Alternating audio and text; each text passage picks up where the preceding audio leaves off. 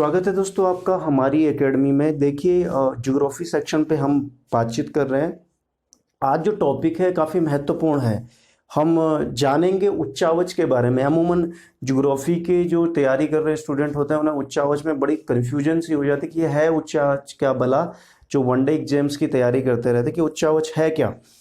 तो उच्चावच जिसे इंग्लिश में टैरिन कहते हैं, TERRAIN टैरिन कहते हैं, ठीक है ना। टैरिन क्या है? दरअसल यह जो पृथ्वी है, पृथ्वी पर ऊंचाई और नीचाई वाले जो भूस्थल हैं उनको इंडिकेट करता है, उनको निरूपित करने वाला जो है एक पैटर्न है। उस पैटर्न को क्या कहते हैं? हम उच्चावच कहते हैं। ऊंचाई और गहराई वाले, या ऊंचे या नीचे यूं कह सकते हैं। ऊंचे नीचे जो क्षेत्र हैं उनको प्रदर्शित करने वाला जो पैटर्न है उसको हम उच्चावच टैरिन कहते हैं, ठीक है ना। जानेंगे टैरिन मुख्य रूप से 3 प्रकार के होते हैं। ज्योग्राफी की पॉइंट ऑफ व्यू हम बात करें तो 3 रूपों में बांटे गए हैं टैरिन। तो ध्यान रखें, हम उससे पहले थोड़ा सा ब्रीफ में जान लेते हैं, क्योंकि अब हम जो आगे जो भी बात करेंगे वो विश्व के बारे में, विश्व भूगोल के बारे में बात करेंगे, महाद्वीपों पे बात करेंगे, महासागरों पे बात करेंगे। तो थोड़ा बेसिक उसका समझ लेते हैं। एक तो हम जानेंगे कि विश्व के महाद्वीप कौन से हैं, और एक हम जानेंगे विश्व के महासागर कौन से हैं, और एक हम जानेंगे विश्व के प्रमुख प्रायद्वीप कौन है, ठीक है ना। तो प्रायद्वीप से जो तात्पर्य है, वो प्रायद्वीप से तात्पर्य ये है कि वह क्षेत्र प्रायद्वीप कहलाता है। जैसे ये दक्षिण भारत का प्रायद्वीप है, ठीक है ना, दक्षिण भारत का प्रायद्वीप है। तो कैसे इसे प्रायद्वीप कहा गया? क्योंकि इस तरफ भी पानी है, जल है, इस तरफ भी जल है, इस तरफ भी जल है। जो क्षेत्र तीनों जगहों से जल से घिरा हुआ हो और सिर्फ एक भाग लैंड से जुड़ा हो, यानी भूमि से जुड़ा हुआ हो, स्थल से जुड़ा हुआ हो, तो उसे हम प्रायद्वीप कहते हैं सामान्य तो, ठीक है ना। तो इस प्रकार से हम जानेंगे। देखिए विश्व में जो महाद्वीपों की संख्या आप स्पष्ट रूप से देख रहे हैं कि 1 2 3 4 5 और 6 और 7 महाद्वीप है, ठीक है ना। तो शुरुआत कर लेते हैं। एशिया सबसे बड़ा महाद्वीप है क्षेत्रफल के दृष्टिकोण से। अगर हम देखें, एशिया सबसे बड़ा महाद्वीप है। एशिया के बिल्कुल लेफ्ट साइड पे है यूरोप महाद्वीप है, ठीक है ना। रशिया एक ऐसा देश है जिसका आधा भाग यूरोप में है और आधा भाग एशिया में है, ठीक। उसके बाद ये अफ्रीका महाद्वीप है, दूसरा सबसे बड़ा महाद्वीप है क्षेत्रफल के दृष्टिकोण से, ठीक है। ये जो महाद्वीप है इसे ऑस्ट्रेलिया या ओशनिया भी कहते हैं, ठीक है ना। ऑस्ट्रेलिया महाद्वीप, इसमें ऑस्ट्रेलिया देश और न्यूजीलैंड जैसे देश और कुछ द्वीप समूह सम्मिलित किए गए हैं, तो इसे क्या कहा गया है? ऑस्ट्रेलिया या ओशनिया महाद्वीप। यह है दक्षिण अमेरिका महाद्वीप, ध्यान रखें, दक्षिण अमेरिका महाद्वीप इसे कहा गया है। और यह है उत्तरी अमेरिका महाद्वीप, ठीक है, उत्तरी अमेरिका महाद्वीप, ठीक, ध्यान रखें। तो उत्तरी अमेरिका महाद्वीप ये है। उत्तरी अमेरिका महाद्वीप को दक्षिण अमेरिका महाद्वीप से जो पृथक करती हैं या इन्हें जो जोड़ती हैं वो पनामा जल संधि है, ठीक है ना। पनामा नहर, जो विश्वविख्यात पनामा नहर है, ठीक है ना, पनामा जल संधि के द्वारा, पनामा नहर के द्वारा ये आपस में जुड़ते हैं। ध्यान रखें, अफ्रीका महाद्वीप जो है इसे ध्यान रखें, अफ्रीका महाद्वीप है, एशिया महाद्वीप है, इसे काफ़ी महत्वपूर्ण है। इसकी जो नदियां हैं, एशिया महाद्वीप की जो नदियां हैं उसे हम कहते हैं सभ्यता का पालना। क्या कहते हैं? इसकी जो नदियां हैं उसे हम कहते हैं सभ्यता का पालना। जो नदियां हैं उसकी वजह क्या है कि यहाँ पर ही अधिकांश सभ्यताओं को विकसित होना पाया गया है। सभ्यता का पालना एशिया महाद्वीप की जो नदियां हैं उसे कहा जाता है, ठीक है ना। तो ध्यान रखना है, ये काफ़ी महत्वपूर्ण है। उत्तरी अमेरिका जो महाद्वीप है उसे हम कहते हैं नई दुनिया का देश। नई दुनिया का देश, आपको पता है इसकी खोज किसने की थी? नई दुनिया का देश, कोलंबस ने इसकी खोज की थी, ठीक है ना। और उत्तरी अमेरिका महाद्वीप को हम क्या कहते हैं? नई दुनिया का देश कहते हैं। अब एक चीज और ध्यान रखने वाली बात है कि इधर आपको एक वेस्ट इंडीज, अमूमन एक वेस्ट इंडीज देश जो क्रिकेट में जाना जाता है, वेस्ट इंडीज देश क्या होता है? वेस्ट इंडीज क्या है कि कुछ द्वीप समूहों का क्या एक ग्रुप है, ठीक है ना। और इसी ग्रुप समूह को हम क्या कहते हैं? कैरिबियाई क्षेत्र कहते हैं, कैरिबियाई देश कहते हैं, ठीक है ना। द्वीपों का जो देश है जो वेस्ट इंडीज है। अब लैटिन अमेरिका की जब हम बात करेंगे तो कैरिबियाई और दक्षिण अमेरिका को मिला के हम क्या करते हैं?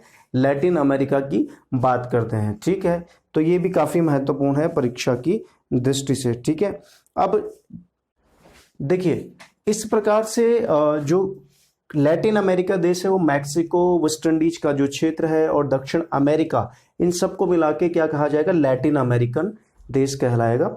अब ध्यान रखें कि अंटार्कटिका जो महाद्वीप है यहाँ बर्फ से ढका रहता है वर्ष भर, तो इसलिए इसे श्वेत महाद्वीप कहते हैं। क्या कहते हैं, श्वेत महाद्वीप इसे कहा जाता है। ठीक है ना, अंटार्कटिका को।